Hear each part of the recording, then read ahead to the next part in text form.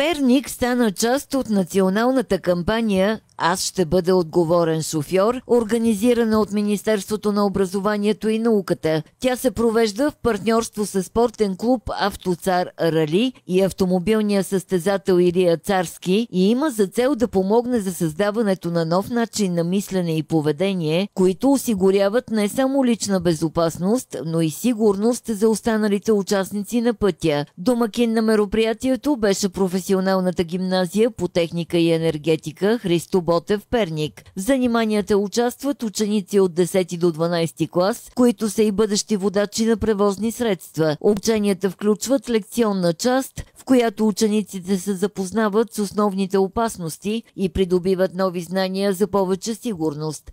Демонстрационната част ги подготвя за практиката, какви действия да предприемат в конкретни ситуации и какви рискове крие неправилният избор на скорост. Обучението се провежда от Илия Царски, който е най-титулуваният автомобилен състезател в България, спечелил 20 шампионски титли в кариерата си. Кампанията е инициатива на Министерството на образованието. Тя стартира миналата година в 6 областни града. Това е обучителен мобилен семинар на ученици 11 и 12 клас. Целта на тази кампания, като и аз лице на тази кампания, аз ще бъда отговорен шофьор, да проведеме лекции на учениците. След лекцията правим една демонстрация с един автомобил, който автомобил е приготвен от моя екип. Той е така направен, че да губи контрол, да симулира загуба на контрол. А ние да покажем как той може отново да се позиционира правилно на пътната настилка. Аз и моя екип сме заложили на няколко точки, които са едни от причините за пътно-транспортните происшествия по пътищата и за жалост някои завършват трагично и то с млади хора. Една от най-важните точки според мен е скоростта. На второ място е загубата на контрол над превозното средство. Третата е липсата на опит, защото когато няма опит, няма как да го контролираш превозното средство. И не на последно място е съобразяването с пътната обстановка, атмосферните условия и така нататък. Тези точки ние работим с екипа ми по тях. Мисля, че когато в случая говорим за учениците, тъй като ни изнасям много лекции на хора, които искат да надградят шофьорските си умения в екстрени ситуации, в лоши атмосферни условия.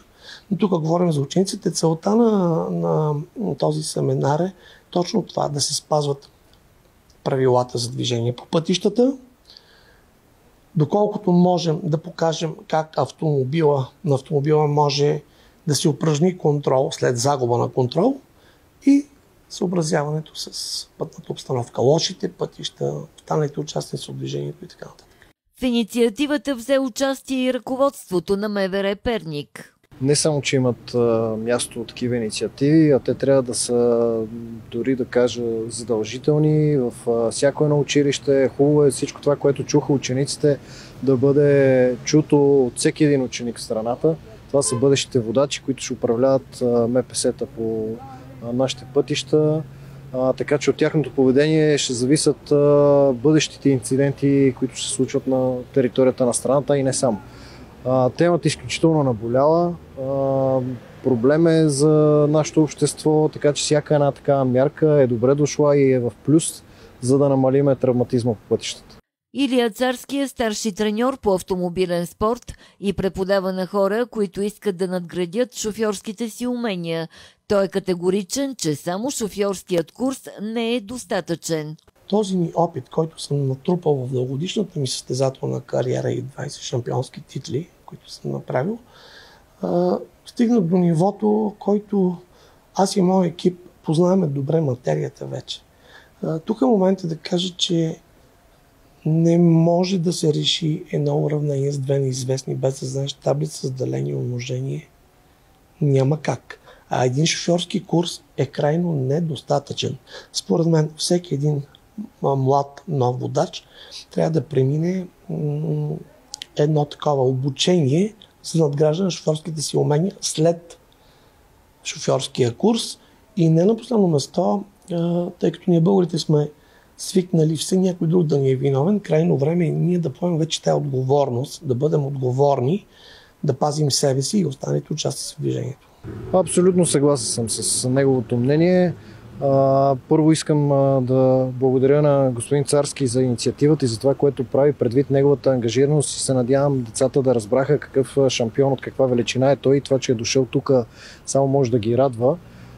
Със сигурност трябва да се донадграждат уменията. Дори аз за себе си мога да кажа, че непрестанно се изненадвам на пътя, дори когато управлявам собствения си автомобил и всяко едно умение в плюс е добре дошло и може да спаси човешки живот.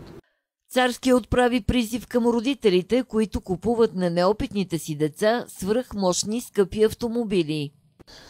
С риск да бъда намразен от младите водачи, бъдещите водачи, аз многократно съм заявявал, че един нов водач, било то млад или възрастен, когато е нов водач, той трябва да има опит, трябва да има натрупан такъв опит във времето и до този момент той трябва да управлява автомобил с малък обем на двигателя.